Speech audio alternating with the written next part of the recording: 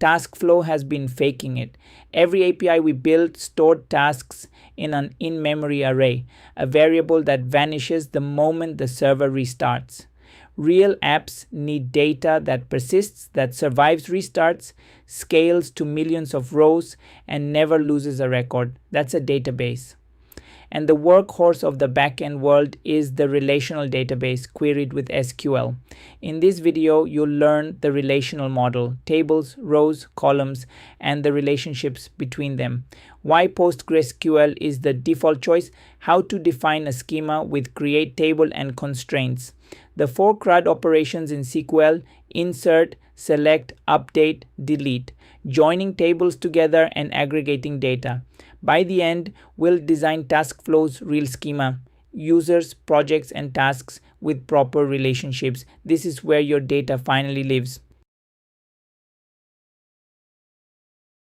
Let's start with the relational model. A relational database stores data in tables. A table is like a spreadsheet. Each row is one record, one task, one user. Each column is a field with a fixed type like title or created at. Every table has a primary key, a column that uniquely identifies each row, usually an auto-incrementing ID. The magic is relationships. Tables connect to each other through foreign keys. A task has a user id column that points to the id of a row in the user's table. That's a foreign key. It says, this task belongs to that user. This is why it's called relational. The data models real-world relationships. One user has many tasks. One project has many tasks. So why PostgreSQL? It's free, open source, rock solid, and decades mature. It's strict about data integrity. It has advanced features like JSON columns and full text search, and it scales from a laptop to massive production systems. When in doubt, reach for Postgres. It's the safe, powerful default that the industry trusts. Before you store anything, you define the schema, the structure of your tables. You create a table with create table. Create table users, open paren, then list the columns. Each column has a name and a type. Common types: serial, an auto-incrementing integer perfect for IDs, text or varchar for strings, integer for whole numbers, boolean for true or false, timestamp for dates and times. Then you add constraints, rules the database enforces for you. Primary key marks the unique identifier. Not null means the column is required. Unique means no two rows can share that value, like an email. The foreign key, written as references, links to another table and guarantees the reference row actually exists. And check enforces a custom rule, like a priority between 1 and 5. Constraints are your safety net. The database refuses to store data that breaks them, so bad data never gets in. Define the schema once, and Postgres protects your data's integrity on every single write. Now the 4 operations you'll use constantly: CRUD, create, read, update, delete in SQL. Insert adds a row. Insert into tasks the columns, values the values. Select reads rows. Select star from tasks returns every column of every task. Select title, status from tasks returns just those columns. Update changes existing rows. Update tasks set status equals done. Delete removes rows. Delete from tasks. But there's a critical detail. Update and delete without a where clause hit every row in the table. The where clause filters which rows you touch.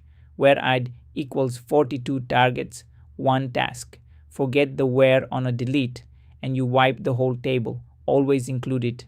Where also powers select.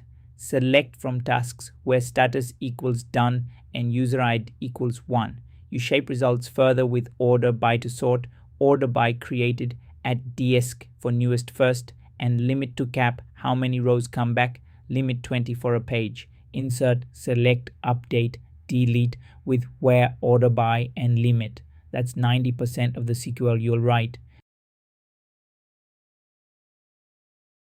The real power of relational databases shows up when you combine tables. That's a join. Say you want each task along with the name of the user it belongs to.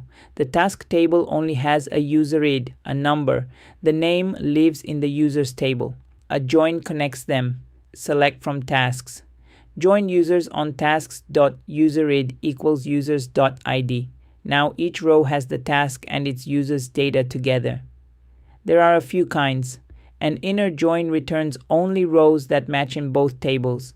A left join returns all rows from the left table, even those with no match, filling the rest with null, useful for all users, including those with 0 tasks. Right and full joins are the mirror and the union of those.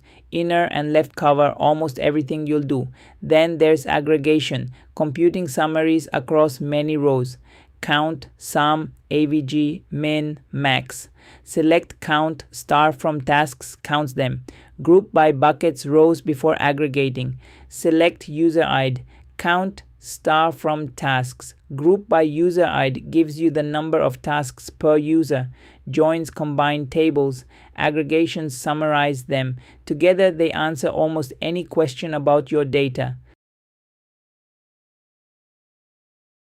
Let's design TaskFlow's real schema. 3 tables. First, users, ID, serial, primary key. Email, text, both unique and not null. Password hash, text, not null from our auth video. Created at timestamp, defaulting to now. Second, projects. ID, serial, primary key. Name, text, not null. And an owner id integer that references user's ID. The foreign key linking a project to its owner. Third, tasks. ID, serial, primary key. Title, text, not null. Completed boolean defaulting to false. Priority integer with a check between 1 and 5. A project ID that references projects and a user id that references users. The relationships are now enforced by the database. A user has many tasks and many projects. A project has many tasks. Every task points to a real user and a real project because the foreign keys guarantee it. To fetch a user's tasks, select from tasks where user id equals 1 to get every task with its project name. Join tasks and projects. TaskFlow's data finally has a real durable relational home. Let's recap. Relational databases store data in tables of rows and columns linked by foreign keys. That's the relational model. And PostgreSQL is the trusted default. You define a schema with create table and protect it with constraints.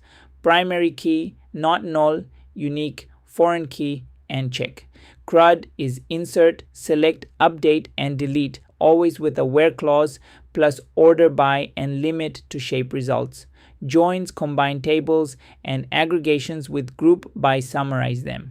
And TaskFlow now has a real schema, users, projects, and tasks with enforced relationships.